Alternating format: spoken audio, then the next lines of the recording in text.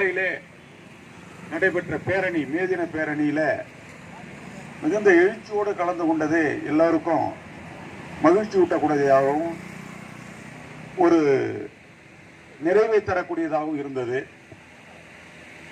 இந்த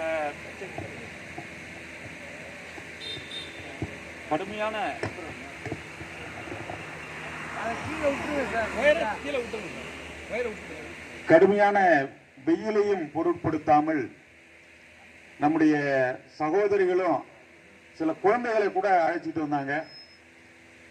உண்மையிலேயே நிகழத்தக்க ஒரு நிகழ்வு. நேற்று ஒரு நிகழத்தக்க நிகழ்வு நடந்துச்சு. எத்தனை பேர் இருந்தீங்கன்னு தெரியாது. நம்முடைய மாணவ கண்மணிகள், MBA முதலாம் ஆண்டு மாணவர்கள் நமக்கான மாலை நேர தேநீரை ஒரு வடையோட கொடுத்து அமைச்சிருக்கிறாங்க. வடை எங்க வந்துச்சுன்னு தெரியல, அதை யாரும் தொட்டாங்க. ஆனால் இங்க தேநீர் மட்டும் வந்து சேர்ந்தது. அந்த தேநீரை அந்த மாணவர்களே எடுத்துட்டு இருந்தாங்க. அதான் முக்கியமான விஷயம். வேற யார்கிட்ட வந்து கொடுக்கல, அவங்களே வந்து கொடுத்து இங்க இருக்கிறவங்களெல்லாம் கொடுத்துட்டு நமக்கு ஒரு ஆதரவை தெரிவித்து விட்டு சென்றார்கள். அதற்கு நம்முடைய ஆசிரியர் தோழர் ஒருத்தர் அதுக்கு பின்புலமா வந்திருக்காரு. அவர் என்ன காரணத்துக்காக நான் அந்த மாணவர்கள்ட்ட கேட்டேன், என்ன தம்பி இங்க எத்தனையோ பேர் மாணவர்கள் போறாங்க வராங்க, வெளியூர்ல இருந்து வர்றவங்க, உள்ளூர்ல இருக்கிறவங்க எல்லாம் போறாங்க, இதெல்லாம் விட எங்க கூடயே வேலை செஞ்சு எங்களுக்கு நல்லா இருக்கிறவங்க இருக்காங்க, அவங்க எல்லாம் இங்கேதான் இருக்காங்க, அவங்க யாரும் வரமாட்டேங்கிறாங்க, எங்களுக்கு வந்து ஒன்னும் செய்யறது இல்ல, நீங்க வந்து இது மாதிரி செய்யறீங்களே என்னப்பா காரணம்னு நான் கேட்டேன் அவங்கள்ட்ட. அப்ப அந்த பையன் சொன்னாரு, இது வந்து நாங்க உங்க இந்த பக்கம் போகும்போது வரும்போதெல்லாம் இங்க போராட்டம் நடத்திட்டு எங்களுக்கு தெரியுது, எங்களுக்கு நாங்களும் பார்த்துட்டு இருக்கிறோம், ரொம்ப நாளா நடக்குது. அவரு 24, 22ஆம் தேதி 22 நாளா அவருக்கு தெரியல, ரொம்ப நாளா நடக்குது, நாங்க பார்த்துட்டு தான் இருக்கோம். இன்னைக்கு எங்க டிபார்ட்மெண்ட்ல ஒருத்தருக்கு ஃபேர்வெல், அதாவது பிரிவு விசார விழா, பணி நிறைவு பிரிவு விசார விழா நடக்குதுங்க இன்னைக்கு. அதுக்காக நாங்க ஆர்டர் கொடுக்க போனோம். எதுக்கு? அந்த ஸ்வீட்டு, காரம், காபி இதெல்லாம் ஆர்டர் பண்ண போனோம்.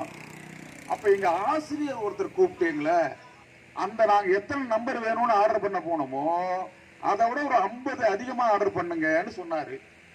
அப்படின்னாரு. எதுக்கு சார் 50 பேர் அதிகமா சொல்றீங்க அப்படின்னு நாங்க கேட்டோம்.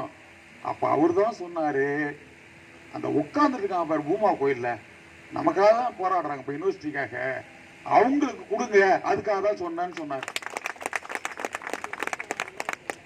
பேராசிரியர் பிரகதீஸ்வரன் அவர்கள், அவர் பேர், MBA பேராசிரியர்.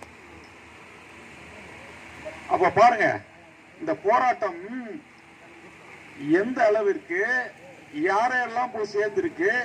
நம்முடைய கண்மணிகள் பாடம் படிக்கின்ற பல்கலைக்கழகத்துக்கு படிக்க வந்த பிள்ளைகள், அவங்க வந்து சம்பாதிக்கல, அவங்க அப்பா அம்மா கொடுத்துற பணத்துல வந்து இங்க அந்த பிள்ளைங்க நமக்கு இதை வாங்கி கொடுத்துட்டு போறாங்க. நல்லா தெரிஞ்சுங்க, அவர்கள் எவ்வளவு உணர்வு படுத்தவர்களாக இருந்தால். நம்முடைய இந்த எல்லாம் பாத்தீங்கன்னா எல்லாம் வயசான கேஸா உட்காந்துருக்கு. பல ஒரு பக்கம் பார்த்தா வயசான கேஸா உட்காந்துருக்கு, ஒரு பக்கம் கொஞ்சம் இளம் வயசா இருக்கு, இருந்தாலும் பரவாயில்ல, இது இத்தனை பேர் இத்தனை நாளா நடந்துட்டு இருக்காங்க, போராட்டம் நடத்திட்டு இருக்காங்களே அப்படிங்கிறதுக்காக இந்த பிள்ளைகள் வந்து இறங்கி வந்து நமக்கு ஆதரவு கொடுத்துட்டு போறாங்க. நாங்க கூட சொன்னோம், தம்பி ஒரு நாள் வந்து நீங்க பேசுங்கப்பா அப்படின்னு சொல்லி சொன்னோம். நீங்க தான் இளம் வயசு உட்காந்து. அதனால அந்த பிள்ளைகளுக்கு இருக்கிற உணர்வு நமக்கெல்லாம் ஒரு உற்சாகத்தை தரக்கூடியதாக இருந்தது. அதை போலவே இன்றைக்கு காலையில் நம்முடைய சகோதரிகள் அவர்கள் அதிகமான கூட்டத்தில் எண்ணிக்கையில் வந்திருந்தார்கள். நம்முடைய தோழர்கள் நிறைய பேர் வந்திருந்தாங்க. உண்மையிலே உற்சாகம் அளிக்கக்கூடிய ஒரு விஷயம், நெகிழக்கூடிய விஷயம் என்னன்னா, அந்த வேகாத வெயிலெல்லாம் பிள்ளைகளையும் கூட அழைச்சிட்டு வந்தாங்க நம்முடைய சகோதரிகள். அதெல்லாம் வந்து உணர்வு பூர்வமா வரக்கூடிய அந்த உணர்வுகள் தான் பாராட்டத்தக்க ஒரு செய்தி. இன்னைக்கு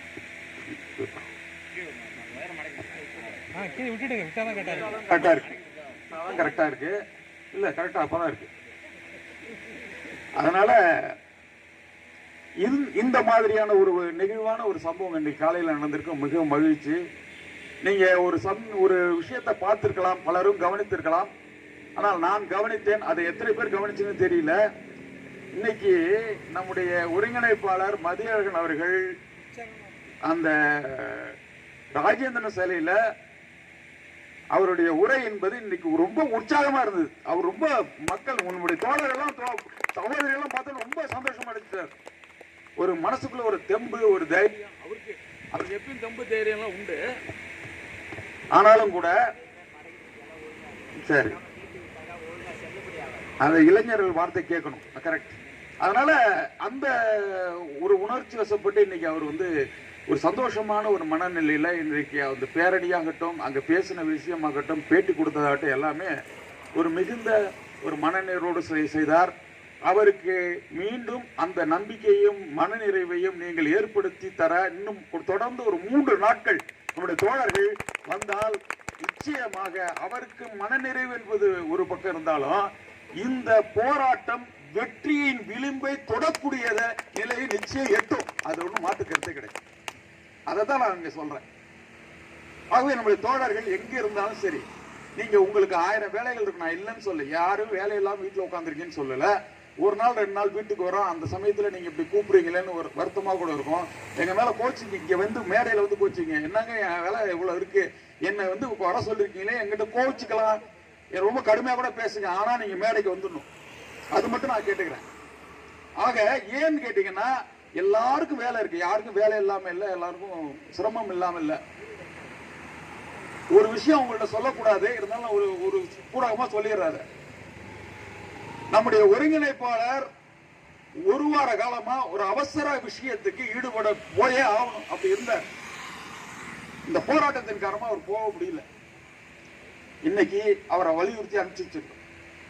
அதை உங்களுக்கு நான் இவ்வளவுதான் சொல்ல முடியும் இப்போ. ஏன்னா அவர் இதை பத்தி ஏங்க சொன்னீங்கன்னு எங்கிட்ட வருத்தப்படுவார். நான் அது விஷயத்த நான் உங்களுக்கு சொல்றேன், வலியுறுத்தி வற்புறுத்தி நீங்க போயிட்டு வாங்கன்னு சொல்லி அனுப்பிச்சு வச்சிருக்கோம். அவரு அதுல நாளைக்கு காலைல வந்துடுறேன் அப்படின்னு சொல்லிட்டு போயிருக்காரு.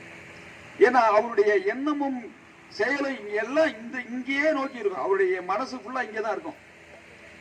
அதனுடைய விளைவாதான் அவர் எந்த ஒரு போராட்டத்திலையும் அவர் வெற்றி ஆகிறதுக்கு காரணமே சிந்தனை செயலை எல்லாம் எதுல எடுத்திருக்கிறா அதுல இருப்பார். அதன் போலவே நம்முடைய தோழர்களும் கொஞ்சம் அதுல ஒரு 50% நீங்க முழுமையா இருக்கணும், 50% எடுத்துக்கொண்டு இந்த போராட்ட களத்திற்கு வர வேண்டும் என்று கேட்டுக்கொள்கிறேன். இதை வேண்டுகோளா வைக்கிறேன். அடுத்ததாக யாராவது பேசுறதுக்கு வாங்கன்னு சொன்னாக்கா தயவு செய்து இல்லைங்க அப்புறம் பேசுறேங்க, இல்லைங்க வேற யாராவது பேச சொல்லுங்க. இல்ல, ஏன்னா இந்த களத்துல இது மாதிரி 1993 நடந்த போராட்டம். அப்ப இந்த இதெல்லாம் கேட்லாம் கிடையாது, உள்ளதான் நடக்கும் போராட்டம். அங்க நம்முடைய தலைவர்கள் ஏஎல்சி பேராசிரியர் ஆட்டா சண்முகம், தட்சாமூர்த்தி சார், கேடி சார், அவங்க எல்லாம் இருந்து அவங்க தான் அங்க எங்களுக்கு மைக்கு கொடுப்பாங்க. நான் அப்பெல்லாம் மைக்க பிடிக்கவே எனக்கு தெரியாது. அப்போ அவங்க தான் எங்களுக்கு கத்து கொடுத்தாங்க, இப்படி பேசணும், இதெல்லாம் பேசக்கூடாது அப்படின்னு சொல்லி எங்களுக்கு அவங்க தான் பாடம் எடுத்தாங்க. அப்படி பாடம் எடுத்த என்னால இன்னும் ஓரளவுக்கு எதை பேச முடியுதே தவிர அவங்க அளவுக்கு என்னால போக முடியல. இருந்தாலும் அவங்க சொல்லி கொடுத்த பாதையில வந்ததுனால தப்பு தவறு எல்லாம் பேச முடியும், தப்பு தவறு இல்லாம பேச முடியுது. ஆக இதுக்கெல்லாம் இது ஒரு களம் என்பதால் நீங்க எல்லாருமே ஒவ்வொருத்தரும் வரும்போது கேட்ட உடனே ஒரு நிமிஷமாவது உங்களுக்கு தெரிஞ்ச ஏதாவது கருத்து அல்லது உங்களுக்கு ஏதோ ஒரு ஆதங்கம் சொல்லிட்டு போகலாம். அதுல ஒன்றும் மாற்று கருத்தே இல்லை. ஏன்னா எல்லாருக்கும் ஒரு பிரச்சனை இல்லாம யாரும் இங்க உட்காரலையே, எல்லாருக்கும் பிரச்சனையோட தான் உட்காந்துருக்கோம். ஏதாவது ஒரு பிரச்சனையை சொல்லி இந்த பிரச்சனை இருக்கு எனக்கு, இல்ல எல்லாருக்கும் இப்படி இருக்கு, இது விரைவிலே தீரணும், அதுக்காக உட்கார்ந்துருக்கோம். ஒருத்தர் காலைல கூட சொன்ன பிரார்த்தனை, நீங்க என்ன நினைக்கிறீங்களோ அதுவா மாறிடுவீங்க, உங்க பிரச்சனை நல்லா முடிஞ்சு போச்சுன்னு நினைச்சிருங்க, பிரச்சனை எல்லாம் தீர்ந்துடும் சொன்னாரு பாருங்க காலையில.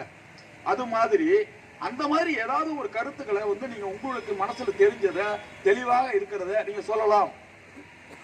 ஆக அந்த அடிப்படையில் நம்முடைய அடுத்து யாராவது பேச வர்றவங்க வந்தீங்கன்னா பரவாயில்ல, யாராவது முன்னின்று வர்றது தயாரா இல்லை நான் கூப்பிட வேண்டியதா இருக்கும். ஆனால் யாராவது ஒருத்தர் வாங்க நான் சொல்றேன்னு சொல்லுவாங்க.